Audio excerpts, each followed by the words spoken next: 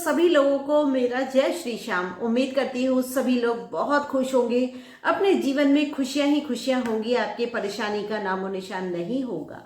तो दोस्तों, आज मैं आप लोगों के लिए वीडियो लेकर के आई हूँ कि अगर आपका कोई काम ऐसा है जो कि बिल्कुल अचानक से आपके सामने कोई परेशानी आ गई है, समाधान आपको कुछ भी दिखाई नहीं दे रहा है, अगर आपने सुना है, श्याम नाम सुना है और आप भी कभी ना कभी इनके बारे में आपने सुना है या इनको मान रहे हैं, इनको जान गए हैं, इनके चमत्कारों को सुन रखा है आपने और आप चाहते हैं कि हम भी इनसे जुड़ जाएं, या फिर आपको कोई ना कोई ऐसी परेशानी अचानक से आपके सामने आ गई है, आपको पैसे की परेशानी है, या आप कहीं जा रहे हैं, रास्ते में आपको कोई परेशानी आ गई, आपकी सेहत से संबंधित कोई परेशानी है, या कुछ भी आपके साथ ऐसा घटना हो गई है कि आपको हेल्प की जरूरत है और आपको समाधान नहीं मिल रहा है। मैं क्या करूं, मैं कहाँ जाऊं, किसको मनाऊं?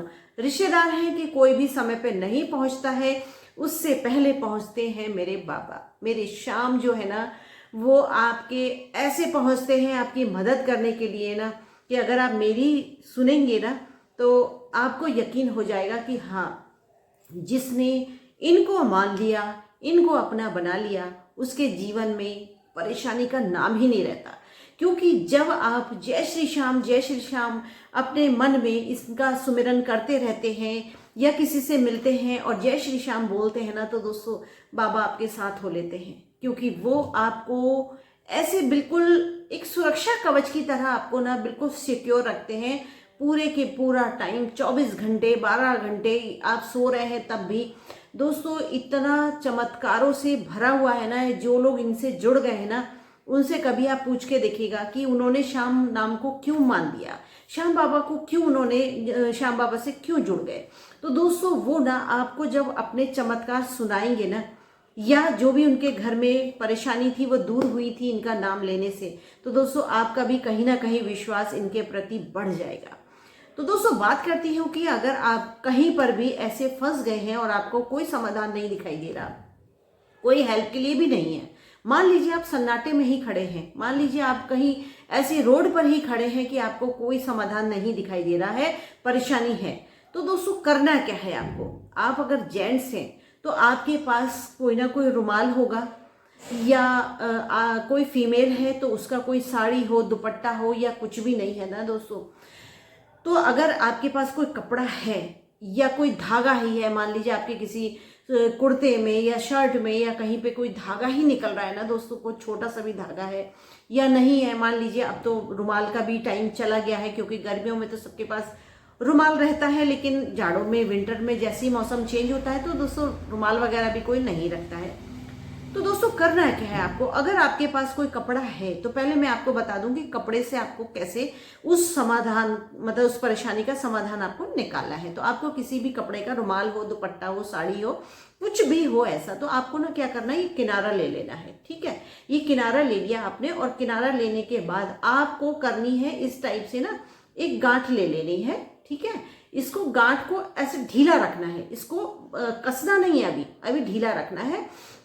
सिर्फ आपको गांठ बना लेनी है इस टाइप से गांठ बना ली, और आपको जो भी परेशानी है, जो भी आपके जो है परेशानी सामने आकर खड़ी हो गई है ना, तो आपको वो परेशानी बोलनी है कि बाबा ये परेशानी आ गई है, इसका समाधान दो, बाबा इसकी मेरी रक्षा करो, या बाबा मेरा साथ दो, बाबा मैं इस परेशानी से मुझे निकालो, ये परेशानी मेरे जीवन में आ खड़ी हुई है अचानक से, इसको आप देखो बाबा, आपको आना पड़ेगा, आपको इस परेशानी का हल लाना ही पड़ेगा, मैं आपके भरोसे हूँ बाबा। और कहने के बाद और आपको ये गांठ कर देनी है टाइट, और टाइट करने के बाद आपको माथे से लगाना है और कह देना है कि बाबा इस परेशानी का हल तुम्हारे पास है और तुम्ही को इस परेशानी को दूर करना है। कि दोस्तों आपको यकीन करना पड़ेगा, इस जरा सी गांठ जो है ना, ये चमत्कारी गांठ हो जाती है, और आपकी कोई दिक्कत हो, कोई परेशानी हो, आपका मान लो कोई कारोबार है और आपको अचानक से पैसों की परेशानी पड़ गई है, कि मतलब जो है ना, मांगने वाले पैसे कर्जदार हो चुके हैं आप, और आपके पास पैसे नहीं है, और आपके पास कोई जो है पैसे लेने वाला आ गया है कि मेरे को तो अभी चाहिए पैसा, तो दोस्तों इस चमत्कारी गांठ से ना, ये जो मैंने आपको जो ये गांठ लगानी जो बताई है ना बाबा, ये दोस्तों चमत्कारी गांठ है, इसको आप लगाइए और लगाने के बाद आप अपनी परेशानी बोलिए, बाबा पैसों का भी इंतजाम करते हैं। इस बात पे आपको विश्वास करना ही होगा, इसमें कोई दो राय नहीं है कि बाबा सुनते नहीं है। आप जुड़िए तो सही, उनको मानिए तो सही, अपना मान के तो देखो, तब फिर बताइएगा दोस्तों कि हाँ आपने ये काम किया था और आपका ये काम पूरा नहीं हुआ, नहीं आए। हो सकता है आपका समर्पण गलत हो, आपका भाव गलत हो। अब मान लीजिए आपको कोई गलत काम करना है और गलत काम अगर आप करना चाहते हैं और आपने ये सोचा कि अरे ये तो बड़ी चमत्कारी गांठ है, इसको लगाता हूं मैं और फिर देखो मेरा गलत काम में भी क्या बाबा साथ देते हैं। दोस्तों कभी नहीं होगा आपका वो काम, कभी भी नहीं होगा। अगर आप ये सोच के गांठ लगा रहे हैं कि मैं तो गांठ लगाता जाऊंगा और गलत काम में भी बाबा मेरा साथ देंगे, दोस्तों कभी नहीं देंगे, कभी नहीं आएंगे। आप नाक रगड़ते रहना, गलत काम के लिए वो बाबा कभी भी नहीं आएंगे। चाहे आप उनको कितना ही मानते हो, कितना ही आपने उनको समर्पण कर रखा हो, नहीं आएंगे। क्योंकि हारे के सहारे हैं वो, लेकिन अच्छे काम के लिए है, बुरे काम के लिए नहीं है। आप अगर चाहते हो कि मेरे को जो है मैं लड़कीबाजी कर रहा हूँ, मेरे पास पैसे खत्म हो गए हैं और बाबा मेरी सुनेंगे और मेरे पैसे ला देंगे, मेरी पैसों की समस्या हल कर देंगे, कभी नहीं करेंगे, कभी भी नहीं करेंगे। क्योंकि अच्छे कामों के लिए ही वो आएंगे, गलत काम के लिए नहीं आएंगे। रही बात दोस्तों, अगर आपके पास रुमाल नहीं है, कोई कपड़ा नहीं है और आपको परेशानी आ गई है, तो आप क्या करें?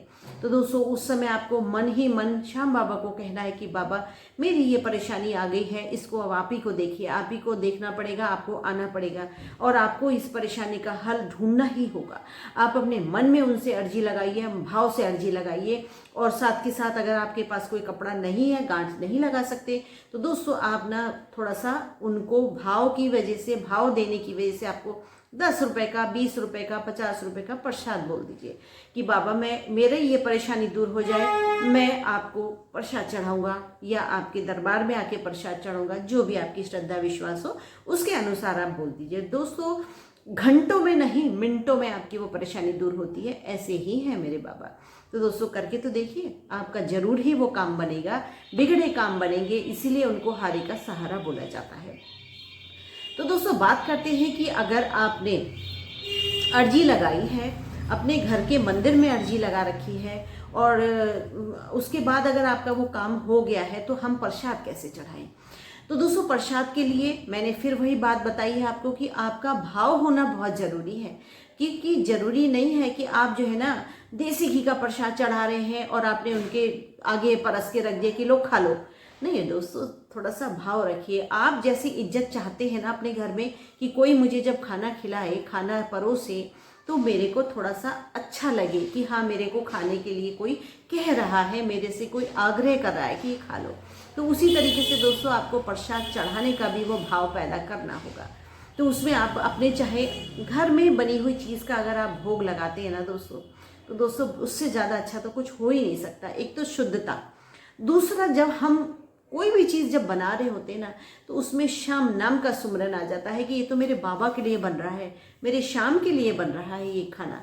या ये मीठा भी अगर कुछ बना रहे हैं आप भोग लगाने के लिए, प्रसाद चढ़ाने के लिए, तो दोस्तों उस प्रसाद को बनाते समय जो आपका भाव है ना, वो भाव जब जुड़ जाता है, तो दोस्तों आपके घर परिवार में कैसे तरक्की होती है, कैसे बरकत होती है ना दोस्तों, आपको इस चीज़ का अंदाजा भी नहीं होगा।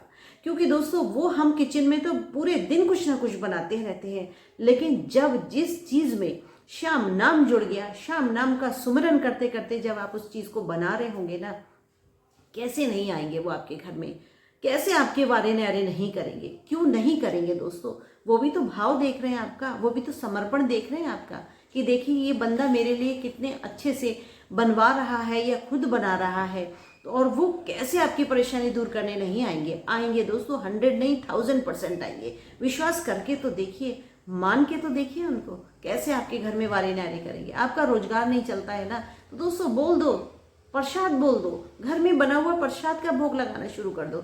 दोस्तों जब भी आप अपने घर से निकलें, अपने रोजगार के लिए निकलें, तो दोस्तों सबसे पहले सीधे पैर बाहर निकालिए। जब भी आप अपने गेट से बाहर कदम रखें, तो दोस्तों सीधा पैर बाहर निकाल के कहिए, जय श्री श्याम, आज की सारी कारोबार की जिम्मेदारी बाबा तुम्हारी, और कह के अपने कारोबार के लिए निकल जाइए। जब आप अपना शटर खोलें, अपने कारोबार का दरवाज़ा खोलें, तो दोस्तों श्याम नाम का एक जयकारा लगाइए कि बाबा आज का पूरा दिन तुम्हारे हवाले।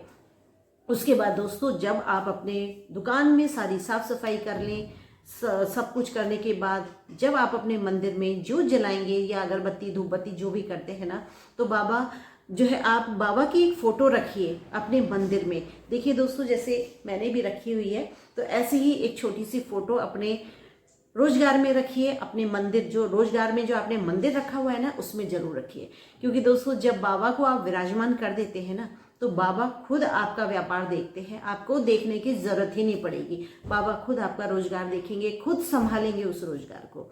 बस आपको करना क्या है, आपके रोजगार में जो सबसे पहली कमाई होती है ना, सबसे पहला, चाहे आपके कारोबार छोटा है बड़ा है या ऑनलाइन है या ऑफलाइन है, जैसे भी है, जब आपका पहला ग्राहक आए या आप पहली बार दिन की शुरुआत में जो पहली आपकी खरीदारी करने कोई ग्राहक आता है ना, तो उसमें जो भी आपके पास अमाउंट आया है, चाहे वो 5 रुपए का आया, 10 रुपए का आया, जितना भी आया है, चाहे 1000 रुपए का ही क्यों नहीं आया है, आपको उस रुपए में से ना थोड़ा सा रुपया आपको निकालना है और जो आपने मंदिर में जो श्याम बाबा को विराजमान किया है ना, उनके श्री चरणों में रख दीजिए कि बाबा आज का जो मेरा कारोबार का है, जो सबसे पहला जो मेरी कमाई है ना, वो मैं पहले आपको समर्पित करता हूँ। और ये कह दीजिए और पूरा दिन बाबा के हवाले कर दीजिए अपने रोजगार को। दोस्तों ऐसा हो ही नहीं सकता कि बाबा आपका कारोबार देखने नहीं आएंगे या आपका कारोबार चलाने नहीं आएंगे, आपके व्यापार में नुकसान होने ही नहीं देंगे। करके तो देखिए और करने के बाद फिर मुझे बताइए। तो दोस्तों इस तरीके से ना अपने रोजगार की पहली कमाई का थोड़ा सा हिस्सा अपने जो मंदिर है उसमें जरूर रखिए। और इसके अलावा दोस्तों जो आपने अपनी मन्नत मांगी थी, उस किसी भी काम को जो कि आपका काम हो नहीं रहा था, उसके लिए जो आपने प्रसाद बोला था या प्रसाद आपने अपने घर परिवार में बनाया है, और उसको आप प्रेम से भाव से अपने बाबा को खिलाइए। और खिलाने के बाद अपने घर परिवार में रोजगार में तरक्की होते हुए देखिएगा। क्योंकि दोस्तों दिनों दिन, हफ्ते, महीनों के हिसाब से जो आपके घर में पैसों की बरसात होने वाली है, खुशियों की बरसात होने वाली है, दुख परेशानी आपके घर परिवार से कोसों दूर चलाया जाएगा। तो दोस्तों ऐसे भगवान को क्यों नहीं मानना चाहिए, क्यों नहीं अपनाना चाहिए।